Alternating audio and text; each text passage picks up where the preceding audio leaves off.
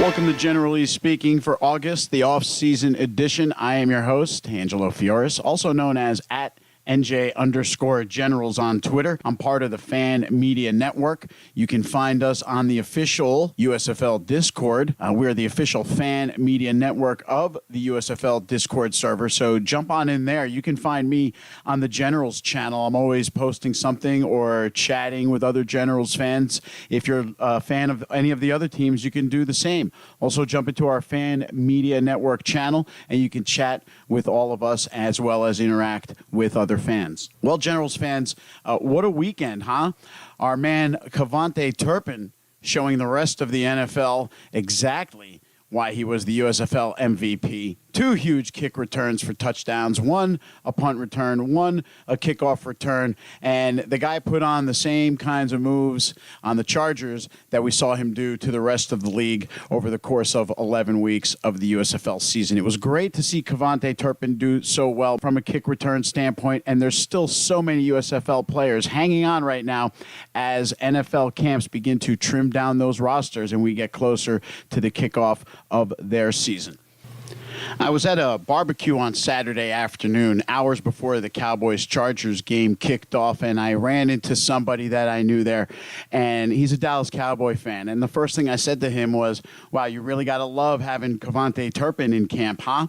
And the guy stared at me blankly, and he admitted that he had no idea who I was speaking about or who Cavante Turpin was. So I explained to him that Cavante Turpin is going to be a game changer for the Cowboys, and he's probably going to win 2 games for them single-handedly this year. The guy was blown away that he had never even heard of Cavante Turpin. Anyway, later on that night, the Cowboys play the Chargers. Turpin has his 2 huge kickoff returns, and the guy messages me first thing in the morning saying, holy mackerel, he couldn't believe it when he got home. So I kind of felt sort of like almost like a genius, you know, almost like I could see into the future a little bit. But it just goes to show you how few NFL fans really paid a ton of attention to the USFL or are even paying attention to the USFL players that are in the camps of the teams that they claim to root for. Like, if you're a Cowboys fan, how do you not know that Cavante Turpin has been in camp and that the USFL MVP signed with your team and that he's been pretty much showing what he's got on a day-in, day-out basis? How does that not get through to you if you're following the Cowboys every single day? It took him to blow up on Saturday night for suddenly all of the Dallas fan base to catch on, as well as the rest of the NFL fan base that hasn't been following the USFL to finally catch on. But I'm glad that people finally have caught on and that they're understanding that these players that are still fighting for work in the NFL are quality players. We're looking at somewhere around 35 players or so still in the NFL fighting for work, and that season is just about ready to kick off. It's only appropriate that Cavante Turpin had a big game on Saturday because I'm really happy to bring on my next guest. He is the New Jersey Generals offensive coordinator, and his name is Steve Smith. He will join us after the break. Don't go anywhere. Generally Speaking, we'll be right back. Welcome back to Generally Speaking, the off-season edition. I am your host, Angelo Fioris, also known as @NJ_Generals, part of the Fan Media Network, and I am very excited to bring on my next guest. He's an important part of the Generals' success in 2022, and he'll be an important part of their success in the future. He is the offensive coordinator and the offensive line coach. I bring in Steve Smith. Coach, thanks for coming on Generally Speaking. Thank you for having me. I'm excited about it. Thank you so much. And I'm excited about the Generals' fortunes for the future. We had a really great season in 2022. The offense clearly molded in your image in some ways based on your career stops and your history as a player and a coach. Before we get into all that, what was, real quick, one of your favorite moments of this past season? The whole deal, actually. The way the team came together and you know, we lost that first game, and instead of falling by the wayside, we came together, revamped ourselves, and got us and went on an 9 game run actually, to get us to the playoffs. And the way the leaders of the team continue to unfold and be there and stand strong when we got in situations where we faced adversity. The way our coaching staff, which our leader, Coach Riley, and part of, our director, Billy Devaney, the way they stepped up and the rest of the coaches stepped up and came together as a family. And, when adversity hit, we didn't fall by the wayside. What we did was we looked adversity in the face and we continued to move forward and knew that we had an opportunity to be successful. And that's what we did. And I'm sure you and the rest of the staff recognized that at some point during camp that you had a special bunch on your hands, even though maybe the prognosticators and the naysayers were saying the Generals were on the bottom side of the league before games kicked off. Yeah, I mean, you think you always have an idea of what you have, but you never know until you actually get on that field. A guy could have been outstanding the year before in another league or whatever situation he was in, whether he's in the NFL in a camp or whatever, he could have been outstanding. But you just never know what you have until you actually put the pads on and get on the field and you watch the leadership and you watch their camaraderie together. But the way they gelled as a team, the way they came together and held each other accountable, that was the thing. That was the most beautiful thing, just watching them hold each other accountable and week in and week out go out there and push themselves and push each other and depend on each other as a brotherhood to make sure that we go out and win games and finish games. That was the most important. Finish the games and as we win them. And it was that kind of season. The Generals managed to finish all the games. I mean, week one and then the final week were both tough last minute finishes. That happens in football, but that doesn't take away from what a great season it was. And truly what a great core that we have getting into the next season, which really leads me into something I wanted to bring up with you was we're seeing the Generals sign players since the season ended. I have a tally of seven new players now, 5 of them on the offensive side, but we're not seeing a whole lot of activity by any other team. Is that just your own decision as an organization to be aggressive in free agency versus some of the other schools? What other teams? What's the difference? I really can't tell you. I just know that, like I said, our head man, Coach Raleigh, wanted to go out and make our team better. So that's what we did. We got on the board and started looking at different players and how could we make our team better, along with our director, Billy Devaney. And, we just came together and started looking at players. So the ones that we felt that were good, we signed them. The ones that we felt were not where we need them to be right now, we put them on the side and say, hey, we'll see what's next and maybe down the line if they fit what we do. So right now, we're just trying to sign the best players right now to enhance our team. I think we have a great core of players, even with guys coming back. We have a couple guys that are in the NFL, Turpin, Shepard, McGinn, who were very big keys. Neil, Bosby, they were very, and even Perez, they were very big keys in what we do. So, and our prayer is to hope that those guys, stay in the NFL because that's what this is about. Them having an opportunity to get there and stay there. And hopefully that this season has showed them how to face that adversity so they can continue to stay in the NFL, just not get to the NFL. So, those are big key players that we have to replace, with them moving up to the NFL and giving opportunities. So that's the thing now. We're out here looking for players. And then there's a lot of players out here. There's a lot of players. So the opportunity to come out here and scout these players, and it's like recruiting to me, actually. That's how I look at it. It's like college recruiting for me. I was actually going to lead into that because it feels like it to me. Every one of the players, and I've spoken to a few of the new Generals that have just signed over the last few weeks, and every one of them that I've spoken to, which I think 4 of them now, they've all mentioned your name as being a very important part of their decision, in the sense that you spoke with each of them directly and you had a vision for what you saw for them. And it was something that they felt strongly about and bought into and decided to join New Jersey. And so I'm seeing the connection of Coach Steve Smith being a big influence in just about every one of these offensive signings. But I'm also seeing another name, Coach Ken Rogers, who appears, you guys have a relationship, and helping young men grow is part of your mission together, isn't it? Yeah, he's Kenny Rogers has been around for a long time. He played in the NFL. He played in the USFL for the Jacksonville team back in the days in the 80s.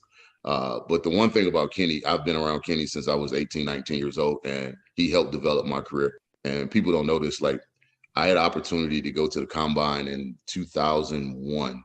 One of the coaches, Earl Mosley from Chicago Bears, that gave me an opportunity, told me if I got to the combine, he would get me in. Well, during that time, you struggle getting out of college, so you're struggling trying to find your way through. And Kenny said, the story is kind of simple. Kenny said, "I'll pay for the gas, you drive." And Right. he did that, and it was uphill from there. So I'm very appreciative that he took a young kid at that age in the 20s to, give him an opportunity to go. He was going there anyway. So to help guys that he talked to, and be around the players that he had helped before. He's not an agent, so I want people to understand that he's not an agent. He's a guy who helped players get an opportunity, and when he continues to stay with those players even after they move from college. If like situations like this, and I'll call him and say, "Hey, you got a guy that you've taught, anybody that you're looking at to think that can help us," and he'll give me a name, and that's all he does. He just give me the name, and it's up. I go through the evaluation, and then that evaluation goes to Coach Riley and our director Billy, and once I evaluate and I say, "Hey, this player's capable," Coach Riley puts his stamp on it, Billy puts his stamp on it, and then now we move forward. So it's not just it's a whole process that you go through. It ain't just me saying, "Hey, yeah, this guy's good, let's take him." No, Right. he got to go through Coach Riley, he has to go through Billy, and that process works for us, and it's working very well for us. And I think we've signed some pretty good players right now who can help us continue to elevate and get to that championship and finish. And from what I've seen from the guys I've spoken to, really great character guys, really just nice young men with a goal, and they're humble and they want to just work hard. And I love that. Yeah. They all have that similarity. Yeah, they're guys that are hungry. We've all been there. If you've been a football player, who your dream coming out of college. My dream coming out of college is to play in the NFL. And then when that dream doesn't happen, you get so close through your pro days and all that other stuff. And then when that dream doesn't happen, you still have that itch. You still have that one thing. So back then, it was the Arena League. NFL Europe, the World League, all those different things. But now with the USFL, you have an opportunity to go show NFL coaches that you are capable against guys who've been in the NFL, as well as guys who are that close from that one step further to make it to the next level. So it gives you everything that you need to prepare yourself. Like I said, and I'm a big believer in this. It gives you everything that you need to prepare yourself to stay in the NFL. So you go through the adversity of a real season. You go through taking care of your body through a real season. All those things that you really don't think about when you're coming out of college, when you have the opportunity to move to that next level. We lose on the playbook. You get to learn a pro style playbook. You get to put yourself in position, time management, how you be able to handle yourself as a professional, as well as getting coaching from guys who've been there, who understand how to get there, who understands how to stay there. Because we've been there, we know what it takes, and we've been in those meetings. You sat in those rooms. Even when when I was an intern, that was the best thing that could happen to me as an NFL intern, because I got to sit in the room and I couldn't say nothing. And that's always the best time. When you can't say nothing in the room, that's when you start listening a lot more. But when you have an opinion, you can give an opinion in the room. You do less listening and more thinking about what you're finna say when that time comes about.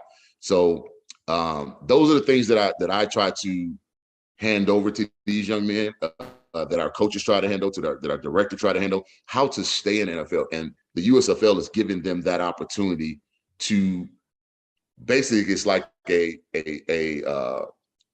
you going through it to get there. So it's like that pregame type deal. It's like a pregame to get yourself to the next level, to where you need to go. But you do it through 12 games. If you're lucky enough to make it through, or blessed enough to make it to 12 games, but you're definitely gonna get those 10 games to prepare yourself for where you're trying to go.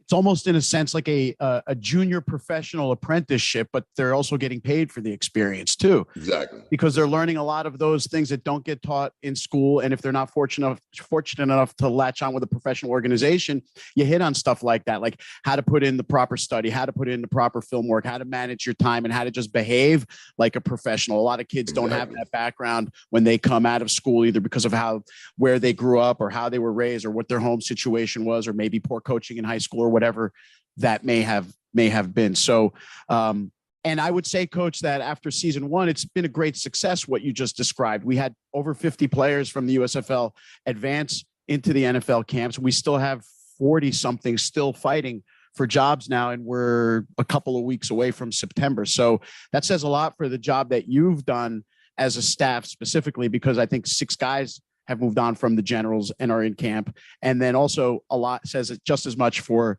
the rest of the league and the way you've prepared these young guys. Yeah, that's a combination. That's not just me. That's a combination of the staff. That's a combination of the administration, the USFL administration, Daryl Johnston, Brian Woods, Jim Pop, Doug, all those guys, Trey. So it's a variation of a lot of guys putting themselves in position to help these young men on different levels. As coaches, we help them to help them prepare for the game. We help them prepare for certain things off the field. But there are going to be certain things they got to learn administratively that Daryl Johnston teaches them, or Brian Woods teaches them. They're going to be things that they have to learn from the trainer, how to prepare your body, the strength and conditioning guys, those different things, how to watch film, all those different things that you just named. There is a guy or a position that's going to help them, teach them if they're willing to learn. The biggest key is being willing to learn. And I think that's where we get confused. Every step when you're working to get to the NFL, you don't learn in college. But when you get there, very few of us are lucky enough or blessed enough to stay for a long haul, right? But there are some of us that got to go back and learn something else to help us stay. And I think that's what the USFL does. Whatever it is that you didn't learn before you got there that got you cut, that's what you need to learn now, whether it's you not putting yourself in the right position to study the playbook the right way. If it's you not getting to, you were late to practice because you're used to being late to practice because you were the man in college. But it also redefines who you are as a man as well, because if you were the man in college does not necessarily mean you're going to be the man when you get to the next level. So it redefines you and puts that hunger back into you. And I think that's what these players have. And that's the thing that I talk to them about once we talk on the phone and we on the phone. That feeling that you have when I called you and said, welcome to the Generals. I had a young man cry yesterday. He was so excited. He was crying. Wow. I told him, I said, hold that feeling, because that feeling right there will get you through and make sure you continue to work when you decide that you don't want to work. It'll make you study when you decide that you're not feeling like studying. All those things, you don't want to lift the weights and you don't want to do the things that continue to get you there. See, we get complacent, and complacency is not dominance. So in order for us to stay dominant, we got to hold that chip on our shoulder. I keep my chip on my shoulder. I knew how I grew up.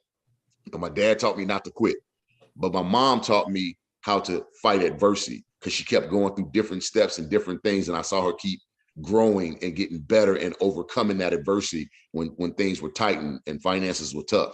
So you learn that, and you have to teach it to your children. So that's the one thing that you have to give to these players. Adversity is always going to slap you in the face, but can you be slapped and continue to keep going? Or can you see adversity coming and be able to run through adversity and continue to move forward? Because that's what champions do. Right. It's always going to be a tough time, and that's what champions do. And I think that's what we did as the Generals this year. That's what Birmingham did, and Philly did the same thing, and New Orleans did the same thing. So it's a collective of all of us together as a organization, the USFL, who did that. Even the USFL and administration. It was not easy to do something that hadn't been done in years and years and years. I was in the XFL. I've been in NFL Europe. I've been in the Arena League. So I understand that the adversity, and I love it because Coach Riley used to use the term AAF: adapt, adjust, flexible. And that's what you have to be. You have to be that. And I learned that, when I was coaching in college. So there are going to be things that's not going to be, if you've been in the NFL all this time, that's not going to be like the NFL. So you got to adapt to that, because you're not the NFL and you're not trying to be in the NFL. What you're trying to do is be your own entity. And there are going to be things that you have to adjust to make right, to make your entity grow. And that's what you're doing. You're going to have to go through those growing pains first before you get to the settle. We want this to last for years and years and years. And young men from years and years on can see that they have another opportunity besides the NFL that can help them get to the NFL as well.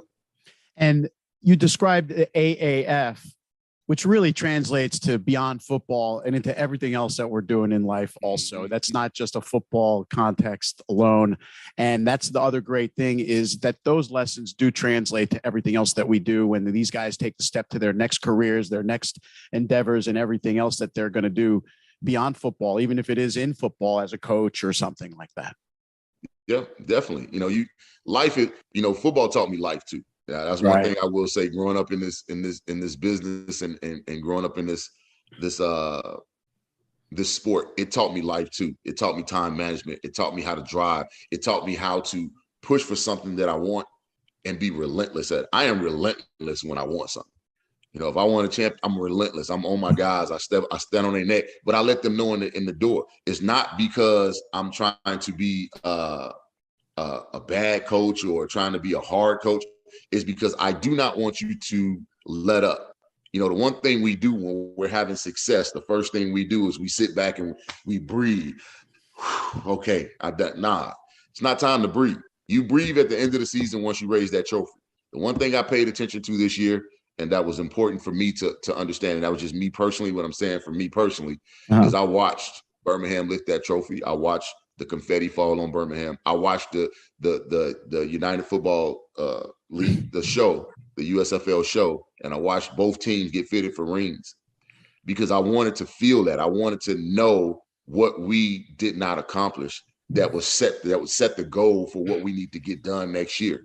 You know, to me, we had a great year, but it wasn't the goal. We did not achieve the ultimate goal, which is to win the championship. So it was great, but in a sense, it was not great, you know, because you didn't accomplish what you set out to accomplish. And so you have to feel that. And I'm one of those type of guys that when, you know, one of the type of coaches when I want to watch all of it because I want to see where I'm going. I want to see what I want to get done, you know. And that for me is it's a learning experience because when they tell you you can achieve it, you know it's in your grasp when you that close.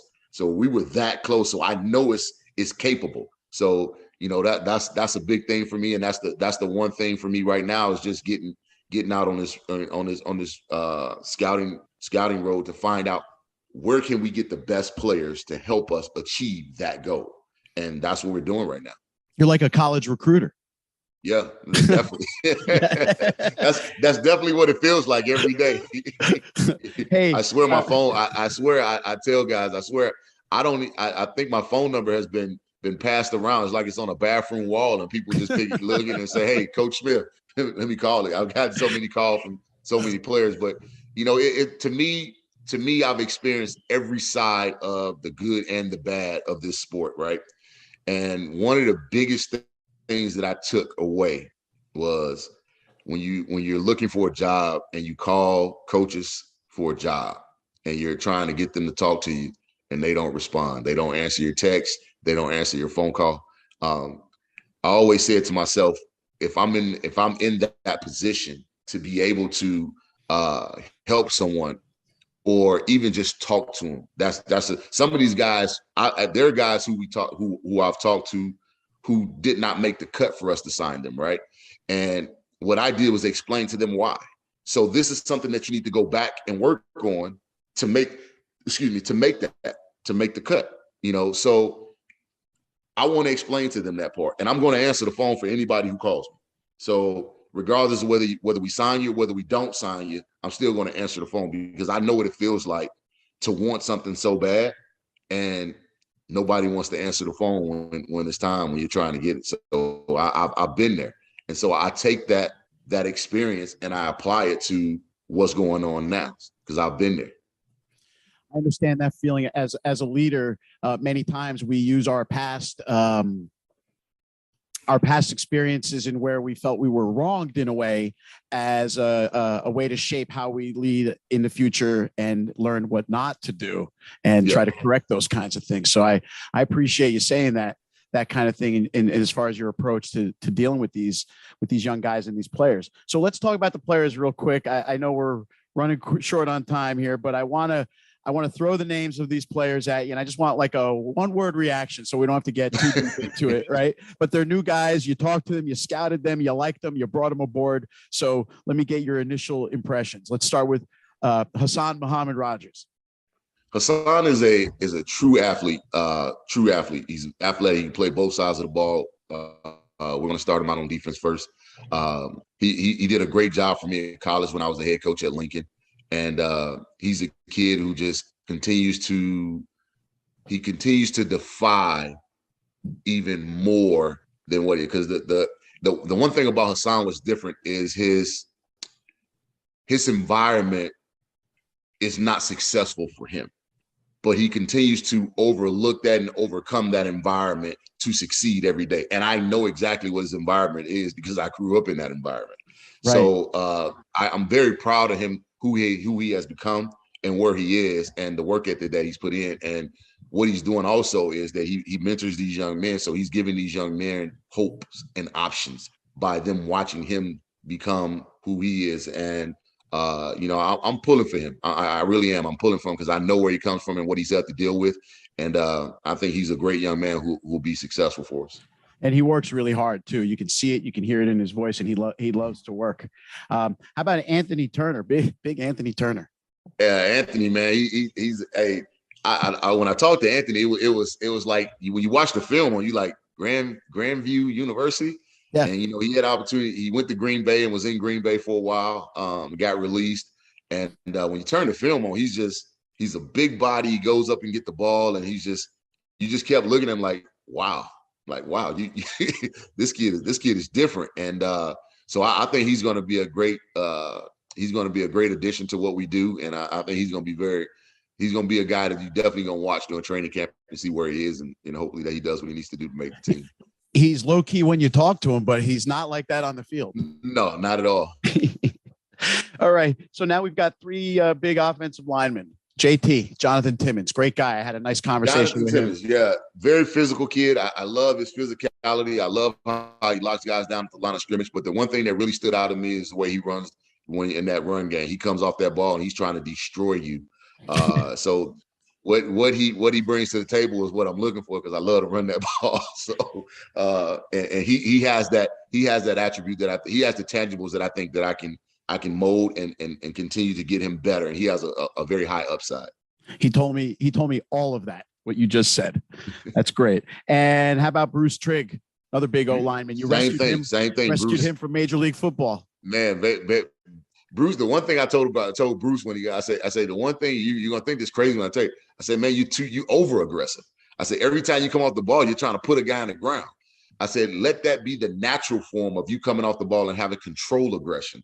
But he's another one. Big, physical, comes off the ball, trying to destroy a guy every time he comes off the ball when he gets his hands on him. Does a great job in pass protection. But again, his run game, the one thing that stood out is when he come off that ball in the run game, he's gonna let you know he's there. So definitely love what he's doing and what he's gonna bring to the table. And I'm excited to see those guys work. And I'm going to love to see how you refine him and reel in some of that aggressiveness and to keep him a little more controlled. That's going to be great. And a guy I don't know a lot about because I haven't had a chance to research him, Jameer Johnson. Tell me about Jameer. Jameer Johnson is a physical being. He is exactly what the other two are. He comes off the ball in the run game very, very strong, and he's trying to maul you. I am very surprised that he is not in the NFL, but I promise you after this USFL year, he will be in the NFL. He has great feet. He can run. He's strong. He can play both tackle and guard. He's played both in college at Texas A&M and at Tennessee. His upside is very, very high. He has good, strong hands when he puts his hands on you. Like I said, I'm excited about those guys and and what they can do. And they're so physical. Their aggression is they're so physical, and that's the one thing that is so hard to teach. So when a guy has it, you can mold everything else, and now you can build that guy that you want and be as dominant as he wants to be. So clearly the Generals are going to stick with their formula of being a run first team next year. But with the addition of wide receiver Anthony Turner and the departure of Luis Perez, you did bring in another quarterback too, Daquan Neal, a star in the Indoor Football League. Tell us about what you liked about him. Young guy, very, very solid. The one thing I love about him, I coached in the Ring League back when it was all on ESPN and NBC and all those different things. And you never saw zone read in the Ring League the year, right. the 2 years that I was there. And it was crazy that I'm watching this young man run zone read with the 25-yard field, and he's making guys miss on zone read. But the other thing is the precision of how precise he has to be when he throws the ball in the ring. That's the one thing you love there. You know, people talked about it with Kurt Warner, how you have to place that ball and how you got to have a quick release. And he has a very strong arm, but the touches that he put on the ball to put it where it needs to be for those guys in that small field to be able to catch that ball and go get it. I think it'll transfer over into the 11-man game on the wide field, because he understands he has to get the ball out of his hands. Excuse me. If he gets in trouble, he's looking to throw first, and then he's very mobile where he can use his feet and take off and go get you whatever you need to get to extend the play. So all those tangibles he has, you know, that makes him a very viable young man. And I'm interested to see once he gets in training camp how he's going to unfold. And like I said, his ceiling is very high as well. We're going to have a very competitive camp at quite a few positions. I mean, wide receiver, we're already loaded, even with the departure of Cavante Turpin, 3 new offensive linemen fighting with the remaining offensive linemen for spots, and now a new QB to compete with DeAndre Johnson, assuming Luis Perez sticks in the NFL. Coach, I really appreciate you giving me the rundown on some of these new players and helping the listeners start to get familiar with each of them. And I really do appreciate your time today. I look forward to when's OTAs. Any idea when that's happening? Right now, everything's up in the air. They're talking about a couple things, and so we're just waiting to find out as the league continues to progress and let us know what's the next step. So I'm hoping soon they'll be able to release something to let you guys know what's happening next, and what's going on before the season happens. Coach, thanks so much for your time. I really appreciate it. I appreciate you. Offensive coordinator of the New Jersey Generals, Coach Steve Smith, joining us on Generally Speaking. Don't go away. We will be right back. Welcome back to Generally Speaking, the off-season edition. I am your host, Angelo Fioris, also known as @NJ_Generals, part of the Fan Media Network. What a great interview with Coach Steve Smith, the offensive coordinator and offensive line coach of the New Jersey Generals. He was really gracious in spending all that time with us and sharing his insights about the team, about the league, and about all of these new young guns that he's bringing in to help fill the Generals offense. Also, something that stood out to me, of course, is that while it has seemed that the Generals are the only team active in free agency, it's open to everybody. The rest of the teams are just not doing anything. Interesting. Should have mentioned this one earlier. Luis Perez was released by the Rams, making him a free agent. And my sources tell me that the Generals are trying to re-sign the quarterback and bring him back for 2023. That would make for a crowded quarterback room with the recent signing of Daquan Neal and, of course, the return of the other incumbent, DeAndre Johnson. We'll see how that all plays out. That's it for this edition of Generally Speaking, part of the Fan Media Network. Make sure you head over to the USFL official Discord server and find the Fan Media Network channel and jump in with us. You can chat with us there. That's also where you're going to find the exclusive content like this show, like the articles that we write, and everything else that we produce that you've come to expect from the USFL Network and the Fan Media Network on a week in and week out basis. Thanks for listening. Join me again next week. I'll have another great guest. This is Generally Speaking. So long.